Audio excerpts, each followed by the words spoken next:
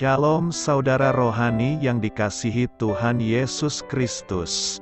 Selamat datang di channel Saudara Rohani, channel yang memberikan renungan rohani Kristen. Selamat pagi, saya berdoa agar saudara sehat selalu. Semoga Roh Kudus hadir di tengah kita saat ini. Selamat datang di renungan rohani pagi hari ini. Sebelum kita mulai renungan pagi ini, marilah kita bersama-sama berdoa. Tuhan Yesus, terima kasih sudah membangunku pagi hari ini. Terima kasih atas penyertaan dan perlindungan Tuhan. Semua karena karunia Tuhan, kalau aku boleh menghirup udara segar dan menjalani aktivitasku seperti biasanya. Aku menyerahkan seluruh aktivitasku hari ini ke dalam kuasa tangan Tuhan. Jauhkanku dari yang jahat, ya Tuhan. Tuhan Yesus, tolong lindungi dan berkati aktivitasku hari ini. Tolong berkati juga keluarga dan teman-temanku, Bapa Surgawi, oleh karya Roh Kudus. Tolonglah aku untuk menjauhi segala sesuatu yang melukai hati-Mu. Ampunilah segala dosa kami, ya Tuhan. Dalam nama Tuhan Yesus, aku sudah berdoa, amin. Sahabat saudara rohani, pembacaan ayat emas Alkitab renungan kita hari ini terambil dari Mazmur 46 ayat 11. Diamlah dan ketahuilah, bahwa akulah Allah. Aku ditinggikan di antara bangsa-bangsa, ditinggikan di bumi. Mazmur 46 ayat 11. Mari kita mulai renungan pagi kita. Judul renungan kita hari ini adalah melenturkan otot-otot iman. Ditulis oleh Sochaitel Dixon. Topiknya adalah siapakah melenturkan otot-otot iman. Di kebun binatang, saya duduk untuk beristirahat dekat kandang kungkang. Hewan itu sedang bergelantung terbalik, dan terlihat sangat nyaman dalam posisi diam sama sekali. Saya menghela napas. Karena masalah kesehatan, tidak mudah bagi saya untuk tetap diam. Saya ingin terus bergerak dan berbuat sesuatu. Saya jengkel pada keterbatasan saya dan ingin berhenti merasa begitu lemah. Namun, setelah memperhatikan si kungkang, saya melihat bagaimana ia mengulurkan satu tangan, mencengkeram dahan lain, lalu terdiam lagi. Sikap diam membutuhkan kekuatan.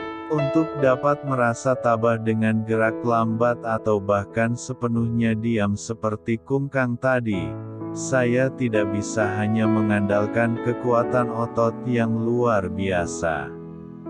Untuk mempercayai Allah dalam setiap musim kehidupan saya yang sulit, saya butuh kekuatan supernatural.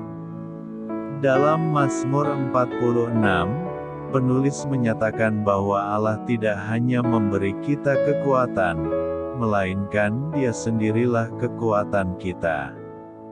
Apapun yang menimpa kita, Tuhan semesta alam menyertai kita.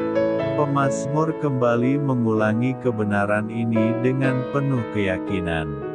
Seperti kungkang, perjalanan kita hari lepas hari seringkali membutuhkan langkah pelan dan sikap diam untuk jangka waktu yang lama, sesuatu yang rasanya sangat sulit. Ketika bergantung pada Allah yang tidak pernah berubah, kita dapat mengandalkan kekuatannya, apapun rencana dan kecepatan yang dianggap Allah tepat bagi kita. Meski kita terus berjuang menghadapi penderitaan atau bergumul dalam penantian akan sesuatu, Allah yang setia selalu hadir. Di saat kita tidak merasa kuat, Dia akan menolong kita melenturkan otot-otot iman kita. Marilah kita renungkan. Kapan Anda pernah mengalami kekuatan Allah memampukan Anda menjalani masa-masa berdiam diri? Ketika merenungkan karakternya yang tidak berubah, bagaimana hal itu dapat memampukan Anda untuk bertekun? Hal ini patut kamu ketahui. Ayat terakhir dari Mazmur 46 berbunyi, Tuhan semesta alam menyertai kita, kota benteng kita ialah Allah Yakub, mengulang seruan di ayat 8. Mungkin acuan kepada kepastian perlindungan dalam Allah itulah yang membuat Martin Luther menulis salah satu himne yang paling dikenal sejak masa silam, Allahmu benteng yang teguh, Kidung Jemaat nomor 250. Namun, gambaran perlindungan Allah itu tidak terbatas pada pertanyaan-pertanyaan tadi saja.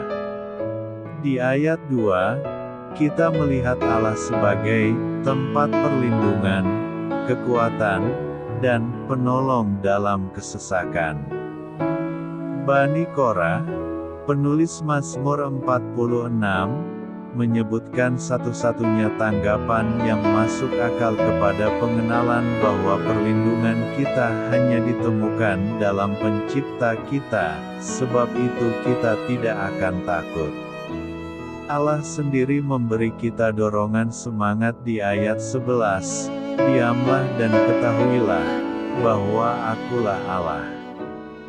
Di dalam dunia dengan banyak hal yang bisa kita takutkan ini, Allah kita menawarkan kehadirannya, karena Dia sendirilah keselamatan kita.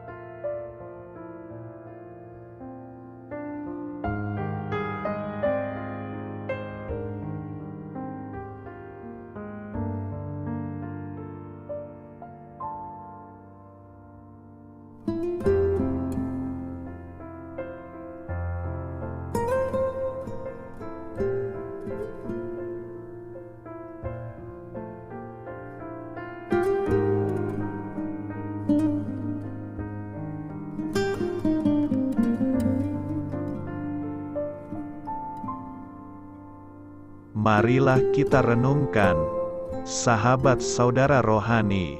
Demikianlah renungan firman Tuhan pagi hari ini. Semoga menjadi berkat menjadi hidup kita. Dan sebelum kita memulai segala aktivitas kita pagi hari ini, marilah kita berdoa. Selamat pagi Bapa. Malam hari telah berganti pagi. Kehidupan baru telah Engkau berikan kembali bagi kami. Bapa Surgawi, tolonglah aku menyadari kebutuhan orang lain, supaya aku dapat membagikan apa yang telah Engkau berikan kepadaku. Pada saat aku membutuhkan, berilah aku keyakinan bahwa Engkau akan mencukupkanku, melalui orang-orang yang mengasihi-Mu.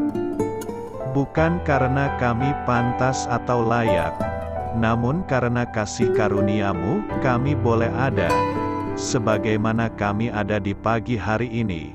Terima kasih Tuhan, atas kesempatan baru yang telah Tuhan berikan kepada kami. untuk bisa memperbaiki diri agar kami bisa lebih layak di hadapan-Mu. Hari ini kami serahkan semua perkara dan kesulitan yang akan kami lalui ke dalam tangan-Mu. Biarkanlah kami bisa memuliakan-Mu dalam segala aktivitas yang akan kami lakukan. Amin. Biarlah firman Tuhan menjadi pengingat untuk kita semua, bahwa tuntunan dari Roh Kudus akan selalu memberi jalan keluar bagi setiap permasalahan hidup kita, dan memberi kedamaian di hati kita.